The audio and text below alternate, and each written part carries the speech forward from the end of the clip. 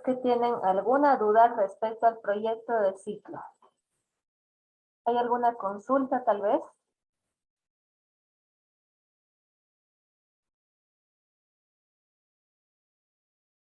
¿Algún aspecto que no esté claro?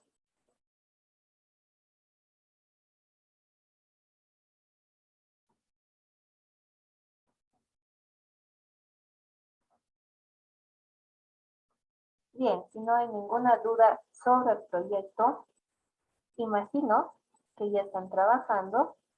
Así que el día martes, los jefes de grupo me van a dar un pequeño informe respecto a cómo está marchando la situación en su grupo, ¿ok? Cómo están realizando la coordinación, si hay algún problema. Esto a fin de subsanar cualquier dificultad que pudiese estar presentándose. Daneida. Licenciada, una pregunta y sobre la exposición, eso no nos explicó muy bien antes del proyecto de ciclo. Eso Ya, quisiera saber un poco ok, para la perfecto. fecha. Bien, la fecha va a estar sujeta a coordinación dependiendo el tema que elijan. Los temas ya los han escogido, ya me han hecho llegar el, el título de la temática que van a realizar y básicamente lo que van a hacer es realizar una grabación de su exposición y me la van a enviar un día que les dije está sujeto a confirmación. Ahora bien, justamente quería coordinar esto con ustedes y consultarles sobre todo velando por su comodidad y por lo que les resulta mucho más adecuado y más fácil en cuanto al trabajo. Por ejemplo, el grupo de José Carlos ha escogido una temática que está programada después del 17, ¿verdad? Que es la fecha del proyecto de ciclo. Entonces, pregunto a los jefes de grupo y a todos en general, ¿prefieren realizar la exposición antes o después? Considerando que en la semana de exámenes no tenemos clases, podrían tal vez en ese día realizar su exposición, si prefieren, y mandármela después de la presentación de los videos. Ahora bien, si gustan que sea antes, también está sujeto a ver cuál es el criterio que la mayoría apoya. Y para esto, por favor, Luciana, a ver, te doy la palabra. Gracias, licenciada. Buen día. Yo creo que es mejor que sea antes, pero también estamos como que con las, como José Pujas, ¿no? Ve, su video va a salir después. Yo creo que depende de cada quien. O sea, yo creo que mejor nos da un rango de que sea entre antes y una fecha límite para después del proyecto, para que no nos entrecrucemos entre los videos todos. Ya, ok, me parece bien. ¿Algún otro criterio? A ver, José Carlos, Daneida, Anaí. Buen día, Licen. Sí, te escucho. Licen. Te Sí, escucho. Licen, como decía, ¿no? Bien, nosotros hemos escogido el tema que es el 20, entonces sería, ¿no? Depende, digamos, del tema que cada uno haya escogido, que sean diferentes límites para la entrega de este proyecto, porque algunos han escogido el primero, que ya ha sido, entonces van a poder entregarlo antes del 17. En cambio, nosotros tenemos que esperar hasta el 20 para poder hacer eso. Entonces sería, digamos, dependiendo de cada, de la fecha en la que hemos escogido la exposición. Ya. Ok, hagámoslo entonces de la siguiente manera. Pueden enviarme su exposición desde desde el lunes 13, que es desde donde hay algunos temas planteados, hasta el 21 de septiembre como máximo. ¿Ok? Entre el 13 y el 21 de septiembre, fecha máxima, pueden enviarme su exposición grabada. Ahora, les reitero una vez más este punto. No va a ser una exposición en vivo y en directo precisamente porque es difícil coordinar tiempos, pero cuando ustedes puedan ya reunirse, supongamos un martes a las 7, graban su exposición que no exceda los 25 minutos, por favor, de 25 a 30 minutos. Nos pondremos como tope máximo exposición en la cual todos van a intercambiar criterios, tal vez van a hacer una pequeña síntesis sobre cuál ha sido la temática tratada, qué puntos les ha llamado la atención, qué aspectos quieren destacar. Absolutamente siéntanse libres de opinar y de compartir criterios en esta especie de, no tanto exposición, sino digamos síntesis, tipo conversatorio de lo que están viendo, ¿ok? Como les decía, lo van a grabar en Zoom y me van a pasar el archivo por WeTransfer. Al terminar esta clase les voy a mandar el tutorial de cómo subir archivos mediante WeTransfer y compartirlos mediante esta app. No es nada complicado y de la misma forma también van a realizar la entrega de sus cápsulas. ¿Alguna duda más? Obviamente la exposición la van a liderar o van a tener una suerte de moderadores dentro de la misma, los jefes de grupo, ¿ok? Van a ser ustedes quienes van a dar el hilo conductor para realizar participaciones concretas, concisas, pero sobre todo ordenadas. Bueno, dando el turno de la palabra tal vez a cada uno 3 minutos, tal vez uno va a tener exposiciones más largas, otro más breves. Eso depende exclusivamente de cómo el líder de grupo quiera organizar el tema y el desarrollo de su exposición. ¿Hay alguna consulta aparte de esta? Bien, si hubiese una consulta adicional, ya saben, me escriben directamente al inbox y estoy abierta para poder solucionar o disipar cualquier consulta respecto al proyecto. Y reitero una vez más, día martes, jefes de grupo me van a dar un breve informe de cómo están marchando las cosas con los integrantes de sus respectivos grupos, ¿ok? Muy bien, dicho esto, iniciamos con la última parte de nuestro amplio e importante tema, el Imperio Romano. A ver, básicamente, y una vez más retomando el tema de la cronología, inicia el año 27 o 29 antes de Cristo, habíamos dicho que ambas fechas son válidas, y culmina el 476 después de Cristo con la caída del Imperio Romano de Occidente. Para ese entonces, ya como podemos ver en la imagen, Roma habría tomado aproximadamente toda la extensión que ven en naranja. Europa, parte de Asia, norte de África, la colonia de Britania cerca del Atlántico, ya era una superpotencia a nivel económico, político, pero sobre todo de expansión territorial. Recordar y reiterar que su primer emperador fue Augusto, o también llamado Octavio Augusto, y su último emperador se llamó Rómulo Augustulo. Todos los poderes durante este tiempo del imperio estaban resumidos en la figura del emperador. Era una autoridad plenipotenciaria capaz de decidir tanto en el campo administrativo, político, económico, militar y religioso. Fue una de las épocas de mayor esplendor en lo que se refiere a la historia de Roma, pero también una de las que concentró la mayor cantidad de abusos y sobre todo de sometimiento, teniendo la idea de que lo que el emperador quería era lo que el pueblo y la sociedad romana de aquel entonces tenía que hacer, obedecer, acatar sin cuestionar. Octavio prácticamente fue el dueño del mundo romano, considerado el imperator o emperador, el gran pontífice, el Augustus, que era un equivalente a decir persona grata. Es por eso que muchos emperadores le añadían a su nombre el nombre de Augusto o esta denominación que se refería a la persona grata. Y finalmente también podían ser conocidos como César.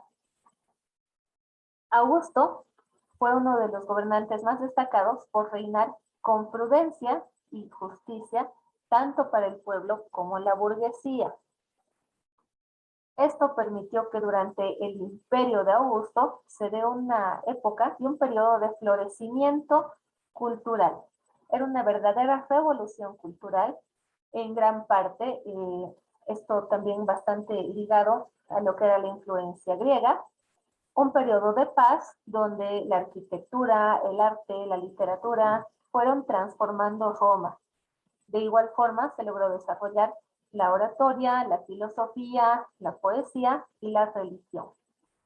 Se llegó a comparar este tiempo con el siglo de Pericles en Grecia, donde igualmente se evidencia un florecimiento cultural donde las diferentes artes logran transformarse, promover y sobre todo se fomenta mucho lo que es la cultura entre los romanos. También podemos destacar en este punto el apoyo sostenido que brindaban a los artistas Agripa y Mecenas. Precisamente esta denominación de mecenas hace referencia a lo que en la Edad Media posteriormente se conocería como mecenazgo. ¿Qué es lo que significaba esto de mecenazgo? Pues simplemente se refería al apoyo, como en su momento lo había dado Mecenas, al arte. Es decir, era una especie de auspicio que los terratenientes o personas de bastantes recursos económicos daban a los artistas y un sustento, sobre todo económico, que brindaban para que estos pudiesen desarrollar su arte en favor del imperio. Como podemos ver, estas manifestaciones artísticas se dieron en la escultura, en la pintura y en la arquitectura. De igual forma, esto es un ejemplo de los baños romanos, lugares de tertulia hace miles de años atrás, pero que hoy todavía se conservan como parte de lo que fue el esplendor de Roma y los grandes espacios destinados a filosofía, a debate y a intercambio de opiniones. Este mapa conceptual resume de una forma bastante concreta los tres periodos que hemos visto a lo largo de la semana, tanto la monarquía como la república y el imperio, haciendo énfasis en sus autoridades y en la forma de organización política que predominó en cada tiempo. Durante el imperio se evidenciaron muchas reformas políticas, sobre todo a nivel de estructuras e instituciones, iniciando con el emperador, como habíamos dicho, la máxima autoridad. El Senado pasó simplemente a ser una institución de muy poca importancia, acatando las órdenes del emperador. Lograron instaurar también provincias senatoriales, mini imperios, digámoslo así, sometidos obviamente a la voluntad del emperador, y las prefecturas que tenían como objetivo lograr el bienestar de la sociedad. Las prefecturas son obviamente el primer antecedente de lo que hoy a nivel departamental tenemos como prefecturas, hoy llamadas gobernaciones. Pregunta de cultura general. A ver, Steven Villegas. Nombre del gobernador de La Paz. Gobernador, o sea, el presidente. A ver, voy a hacer de cuenta que no he escuchado nada. Steven Villegas. Nombre del gobernador de La Paz. No del presidente. Si hubiera dicho el presidente del Estado Plurinacional de Bolivia, ¿no es cierto? Pero la pregunta es concretísima. Nombre del gobernador de La Paz. Santos Quispe. Ok, muy bien. Por favor, no nos confundamos en esas estructuras. Presidente, déjenlo en ladito. Gobernador, tiene, creo, muchísimas diferencias entre ambas autoridades. Brisna, dame el nombre del gobernador de Santa Cruz.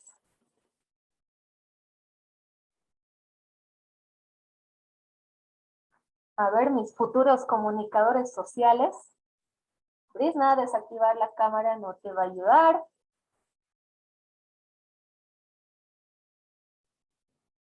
Brisna Sánchez.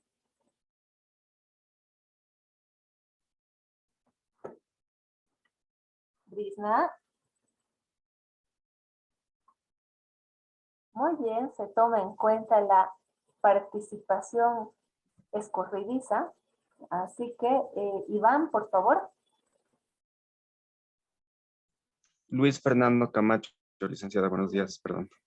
Muy bien, bastante fácil la pregunta. Por favor, futuros comunicadores sociales, infórmense de qué está pasando en su país.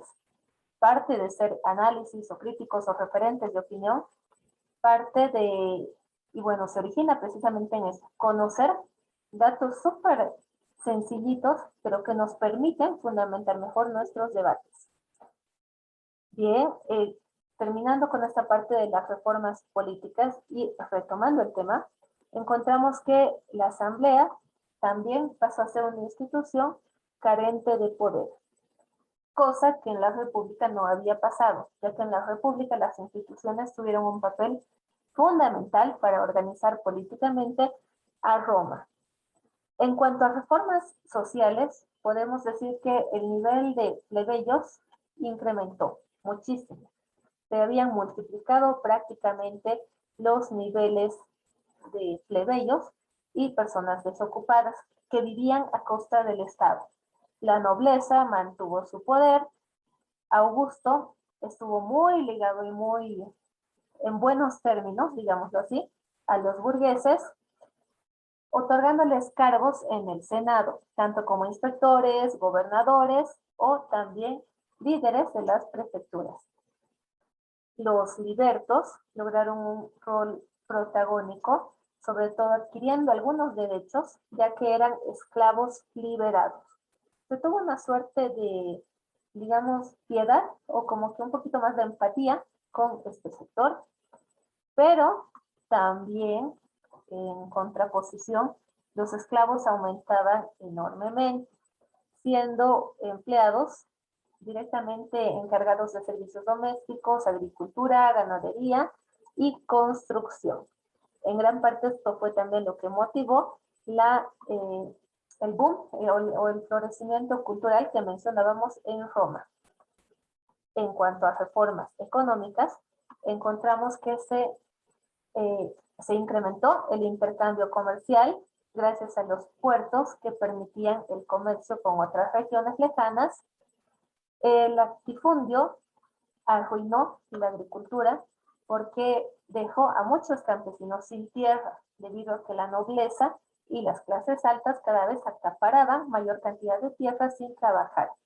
La economía romana, a pesar de esto, creció, como habíamos visto, por la expansión territorial que logró el imperio, y también se tiene registro de la importación de ámbar, perfumes, especias, seda y piedras preciosas con España, con el norte de África y con Asia. Hablar del imperio es hablar de dos etapas muy marcadas. Considerando que el avance ya había explicado este punto, le voy a pedir por favor a Valentina Duc que me explique muy brevemente la diapositiva que tenemos en pantalla correspondiente al Alto Imperio. Perdón, licenciada, no escuché muy bien, es que hay una construcción en mi casa y están haciendo bulla. Valentina, explícame la diapositiva que tenemos en pantalla, de acuerdo al avance y al documento cargado en la plataforma.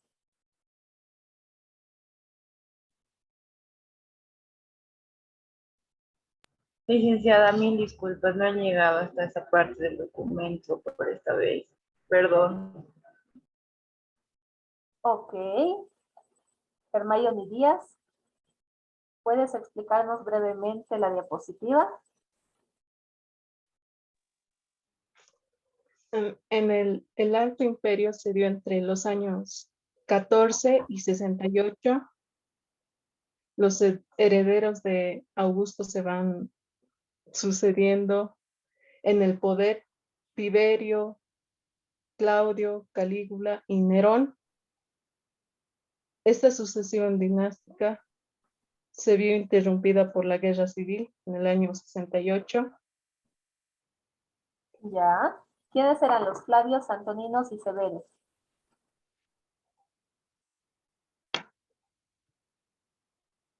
Perdón, que estoy muy nerviosa. No tienes por qué. Acostúmbrense a participar. Luciana, por favor.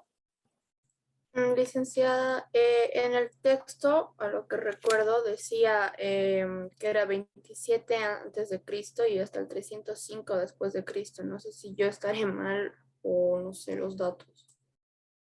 Ya. Los datos sí están bien de acuerdo al avance ahí, pero únicamente esta referencia de los años 14 y 68 se refiere a la sucesión de poder que se da durante este tiempo. Ahora bien, ¿por qué se debilita el poder absoluto de Roma en este tiempo?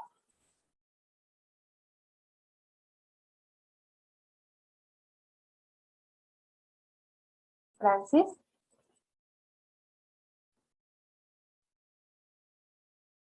¿Qué es lo que debilitaba el poder de Roma? No me acuerdo, licenciado. José Carlos. Buen día, Lizer. Lo que debilita el imperio de Roma son dos cosas, ¿no? Las guerras civiles que había, porque un gobernador repartía el imperio entre sus herederos. Entonces, como se ve ahí, habían tres, como el imperio estaba dividido en tres zonas y cada uno lo administraba de una diferente forma. Y otra cosa que también lo perjudica son las invasiones persas y las invasiones de los pueblos bárbaros que se venían por el lado por Asia. Muy bien, José Carlos. Bastante claro y contundente. Guerras civiles, invasiones bárbaras. Perfecto. Nicolás, por favor. No, sí, licenciada, era justamente lo que quería mencionar como José. Se divide en tres el imperio, algunos, por mal no tengo entendido, se centra con la Iglesia Católica en Roma, porque había estado desprotegida Roma.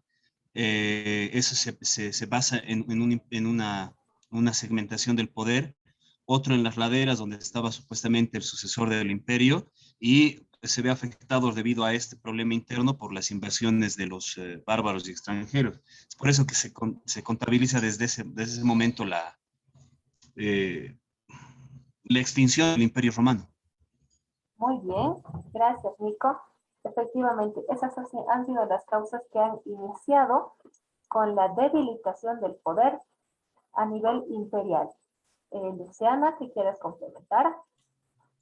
Quería acotar que las consecuencias de estas guerras hicieron que el ejército no tuviera un mantenimiento, por así decirlo, que recuerdo, y tuvieron como unas deudas para mantenerlo. Entonces eso llevó a que la población se vuelva pobre y tuviera una pérdida de sus valores y su identidad. Efectivamente, el ejército había crecido tanto para este tiempo que el costo de mantenerlo era demasiado alto. Entonces cada vez se hizo un hábito más común endeudarse para mantener al ejército. Y además se daba una crisis religiosa debido a la invasión de los bárbaros que traían consigo sus religiones orientales.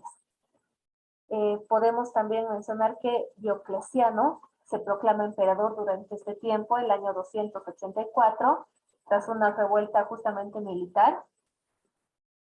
Pero Diocleciano, acaba renunciando el año 305, debido a que el sistema ya se había vuelto ineficaz y su poder de mando cada vez estaba más mermado. Durante este tiempo también destaca la tetrarquía, que como podemos entender, tetra es un gobierno de 4, fue un gobierno entre 2 Augustos y 2 Césares. Así como hablamos del Alto Imperio, también podemos destacar lo que es el Bajo Imperio. Anaí, por favor, explícame muy breve esta diapositiva y el texto que tenemos en ella. Licenciada, buen día. Sí, en este Bajo Imperio, de hecho, desde la abdicación de Diocleciano, si no estoy mal, empezaron a suceder alguna serie de luchas, como se ve en la imagen, del lado derecho, que se llegaron a prolongar hasta el año 312. En esta etapa, en realidad, de Bajo Imperio, se empieza el traslado de la capitalidad del Imperio de la Antigua, ciudad de Bizancio, y es reconstruida y también es ampliada por decisión del mismo emperador. Más tarde, después del traslado de la capital, en el año 324, como menciona, se denominó Constantinopla y de hecho sobrevivió hasta el año 1453, fecha donde es la caída de Constantinopla, que se denomina el actual Estambul. Muy bien, muchas gracias, Anaí. Bastante clara, concreta y precisa. Luciana, ¿algo que acotar? Sí, que en esa época se instituyó el cristianismo como religión en el imperio. Muy bien, es el punto de partida del cristianismo y de su posterior papel bastante relevante en lo que ya sería Bizancio y el imperio bizantino. Así como tuvo tanto esplendor y tanto auge el imperio romano a lo largo de sus 3 etapas, también podemos evidenciar que hubo un tiempo de decadencia y división. Este punto de quiebre dentro del imperio, en primer lugar, puede identificarse y puede tener como causas internas 4 puntos. En primer lugar, la mala gestión de los gobernantes, fruto de la corrupción. Segundo, ambición de los generales del ejército y de civiles o, digamos, simples personas que no pertenecían a ningún estrato, pero que motivaban guerras civiles por más de un siglo, que iban mermando la capacidad de unidad y sobre todo la armonía de la sociedad romana. Tercera razón, el ejército ya se tornaba cada vez más poderoso y ambicioso, y en este fin de hacerse del poder, terminaban asesinando a emperadores, generales y a toda autoridad con la que no estuviesen de acuerdo, lo cual también rompía la paz social y la estabilidad.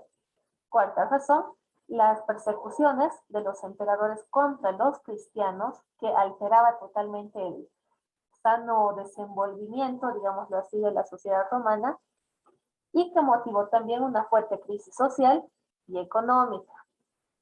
Es en este tiempo que Teodosio divide el reino entre sus 2 hijos, Arcadio y Honorio, creyendo que tal vez dividiendo al imperio iba a ser un poco más fácil manejarlo. A Arcadio le da la parte de Oriente y Honorio se hace cargo de Occidente. Oriente incluía dentro de su territorio lo que es Grecia, Siria, Palestina, Egipto. Capital del Imperio Romano de Oriente, Constantinopla. Occidente, por su parte, incluía todo lo que era Italia, Francia, España, Portugal, norte de África, y su capital era Milán, pero en la práctica su capital siguió siendo Roma. Imperio de Oriente termina y finaliza su esplendor el año 476, y Occidente duró un poquito más, encontrando su fin y conclusión el año 1453 con el surgimiento del Imperio Bizantino. Como podemos ver en este mapa, la parte de Oriente es la parte amarilla y Occidente toda la parte verde. Así como hubieron causas internas, también tuvimos causas externas. Estas son las invasiones bárbaras. Muchos ingresaron de forma pacífica a servir al ejército, y también fue la manera ideal de lograr irrumpir en espacios de poder de una forma muy sutil y muy denominada. Las principales invasiones bárbaras estuvieron a manos de visigodos, ostrogodos, los anglosajones, suevos, vándalos, francos, burgundios, entre otros. Ya en lo que es la caída del Imperio Romano de Occidente como tal, el que duró más tiempo, podemos decir que fue una caída bastante progresiva, teniendo en cuenta también que el poder en ese entonces estaba en manos de Rómulo Augustulo, como decíamos, quien era un niño de 10 años. ¿Qué puede hacer un niño de 10 años en el poder? Pues obviamente no mucho, ¿no es cierto?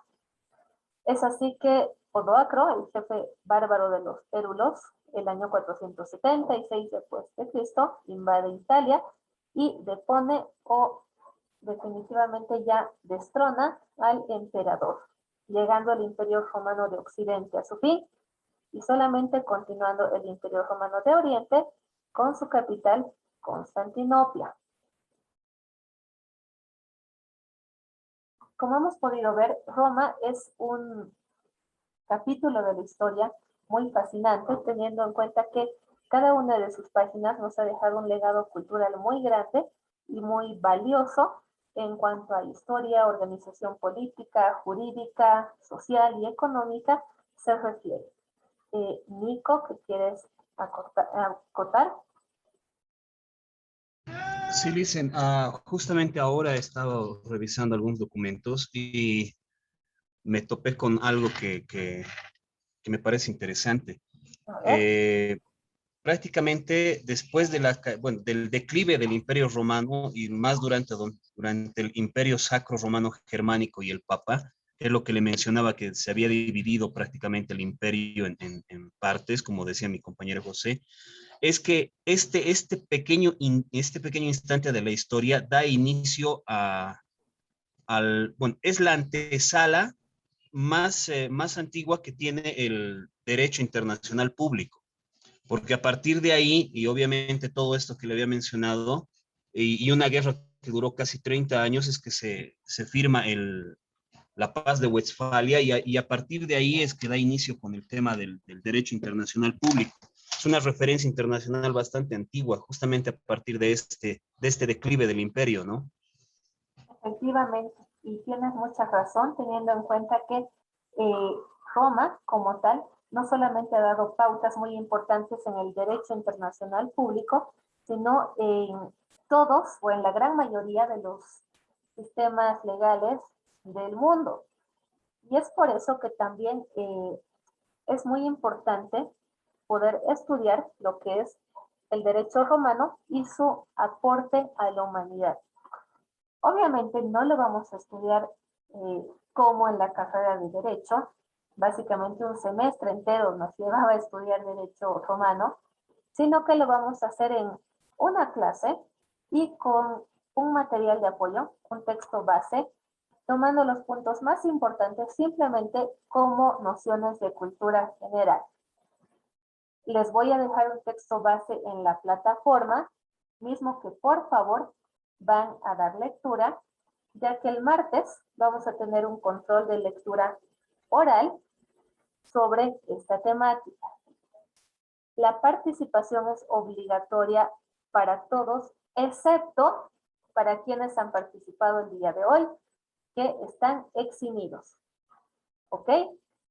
Sepan que participar en clase voluntariamente va a tener sus beneficios en cada clase.